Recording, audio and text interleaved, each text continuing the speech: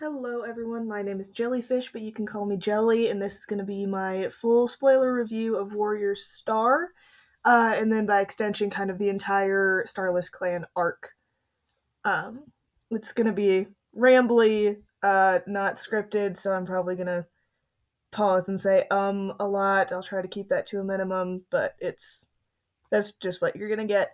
Also, with the speed paint here, my capture for like the first couple minutes of it got deleted, so it's gonna jump in just kind of near the end of the line art phase. But yeah, so let's get into it. But before I did this video, I went back and I watched my review of Warriors River, just kind of to see how my original thoughts have changed, and they've actually changed a lot, just with regards to which characters I like. Because originally I had said that Frostpaw was my least favorite of the protagonists, and that ended up completely flipping, with Frost Dawn being my favorite protagonist of this arc. And honestly, I think Frost Dawn might actually be one of my favorite just Warriors protagonists in general now.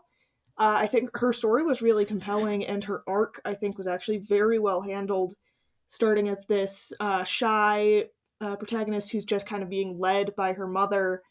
And then by the end, she goes through this whole journey of realizing that her mother was bad, and then kind of reconciling those things, and then realizing that she is her own person, and then using that. And I think her being the one to defeat Splash Tail ultimately in the end was a very good move, and kind of proving that she is this very multifaceted character. Yes, she's a medicine cat, but she also went through these other trainings, and that she is not a typical medicine cat. And I think it really sets Frost Dawn apart as a character who has a very solid arc across all 6 books. So going on to Sunbeam and Nightheart just as characters, I very strongly at the beginning of this arc was very against Sunbeam and Nightheart getting into a relationship. And I was for a significant amount of time, I think, because like right after River, I was like, just don't put them in a relationship. And then when they were in a relationship, there was like, at the beginning, I wasn't super happy with it, but I thought that the way that they were doing it was very good, where Nightheart is just kind of viewing this relationship as a way to escape his clan. Um, and then they stayed in a relationship, and then there were these, like, I don't know if they were rumors or leaks, but I heard them everywhere, that the original plan was for Nightheart and Sunbeam to actually break up, and I thought that that would have been a really, really interesting move. And I think it would have just followed better with how both of their characters were set up in the beginning, both of them just kind of entering into this relationship as the solution, as thinking that it's the solution to their problems. Nightheart with his clan, feeling the weight of that, and then Sunbeam with her failed relationship with Blazefire.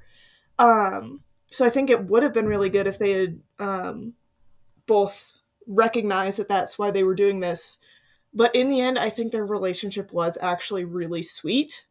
So I think that would have been very good. I think that what they ended up doing actually was very good as well. Especially, and man, I'm never gonna remember which order any of these books go in, but I think it was the one before Wind, so it was either like Shadow or Sky. When Frostpaw and Nightheart go to meet the Park Cats, and we get to see Sunbeam just alone in ThunderClan. I thought that that was really good, and I know that book specifically I thought was a really strong book. Not just, I mean, not especially plot wise at all, but just the way that they do relationships. Um, like the way that characters interact with each other, I thought was very strong in that one.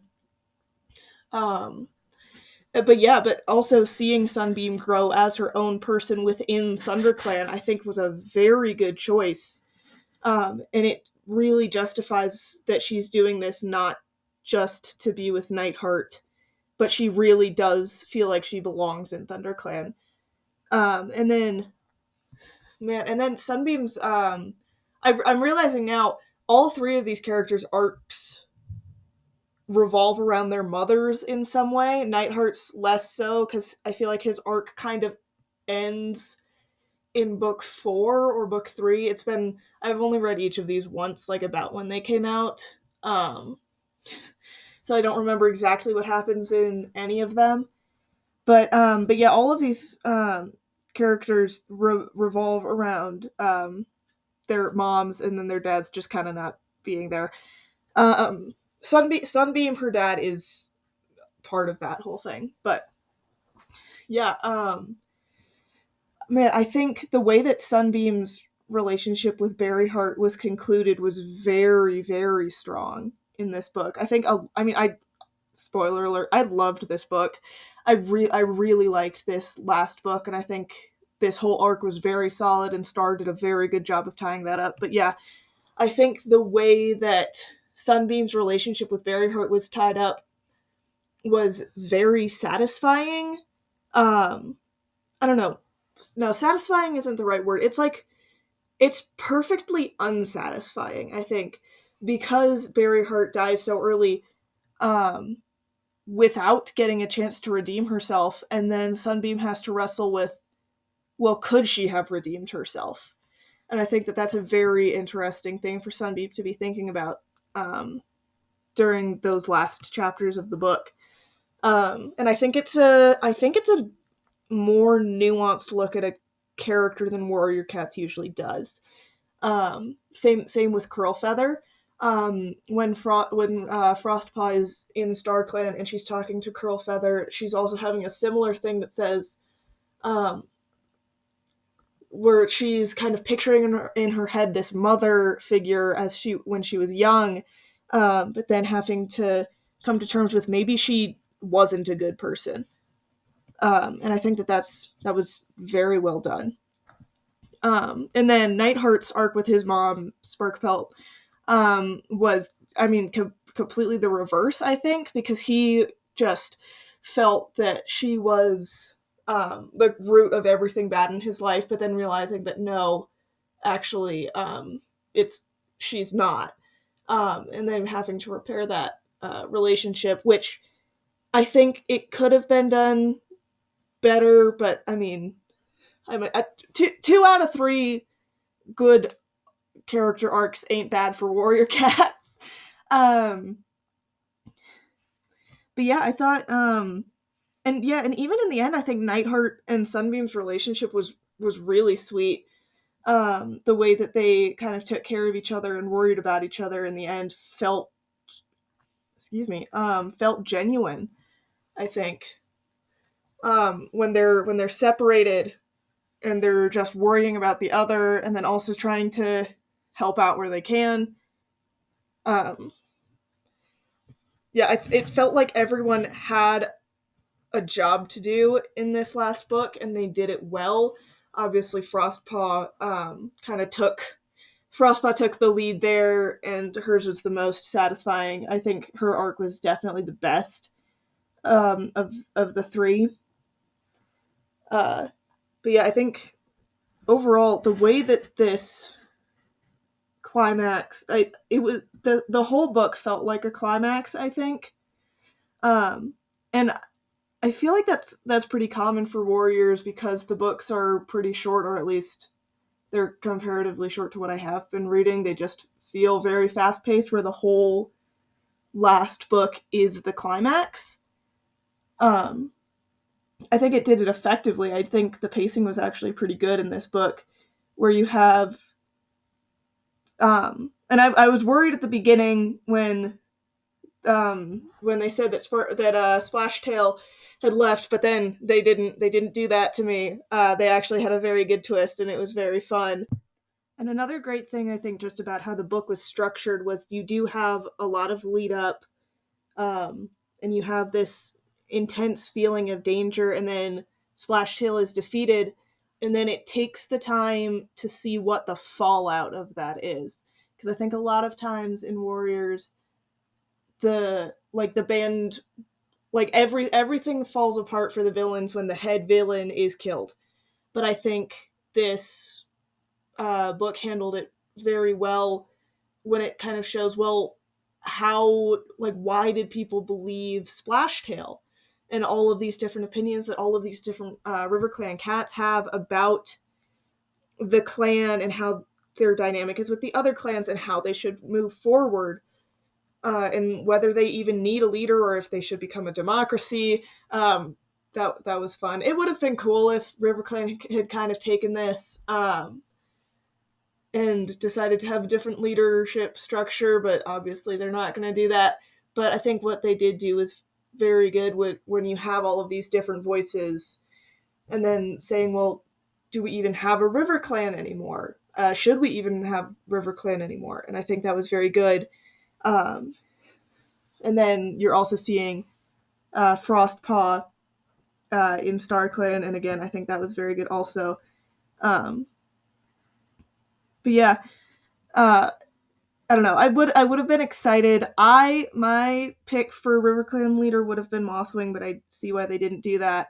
And then another thing, when I was listening to this on audio, I listened to all of these on audio, but man, I got so excited when Frostpaw came back, and she's like, there was one voice singing above all the others, and I was like, oh, it's Whistlepaw, and it wasn't Whistlepaw, but I think it does make sense why it was Icewing. I just thought it would have been great if it was Whistlepaw.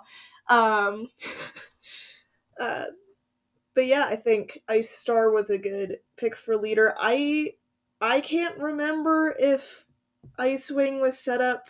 I mean, she definitely was set up as this kind of mother figure to Frostpaw.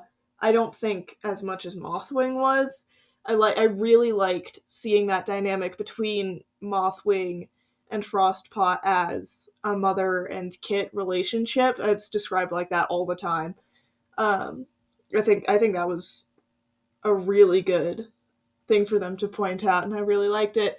It's something that I put into my own kind of warrior stories, which circles back to this. I'm gonna go on a long tangent about this. Okay, the number of things in this arc that are weirdly similar to things that I am doing with my own warrior story is just really funny to me. I think, like, literally in the prologue, when it's Curl Feather talking to Splashtail, she literally says, "You will lead River Clan into a bloody sunset," and Bloody Sunsets is the name of my River Clan centric warrior story. So I was sitting there and I had to pause and go, "Whoa, what?"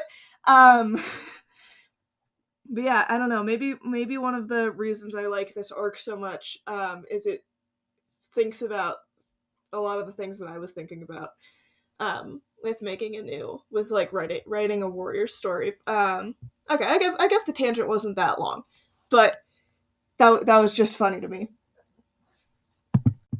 But yeah, overall, this arc was so strong with just the way that they used the different characters to provide conflict and these different ideologies to provide conflict. And I think Splashtail as a villain, while not being the most intimidating villain, I think the way that he was used was very effective, and with Berryheart as well. How these characters, and with Splashtail kind of going insane at the end, where they're just so focused on preserving their idea of what the clans should be alive, that they're willing to essentially destroy their clan to do it. And I think that was really, really strong. And just, yeah, man, the character work in this arc was very good. And especially, man, I love these protagonists. This is the first time I've ever finished a Warriors arc and been sad that I don't get to spend more time with these protagonists. Like, I'm really gonna miss Frost, Dawn, and Nightheart and Sunbeam.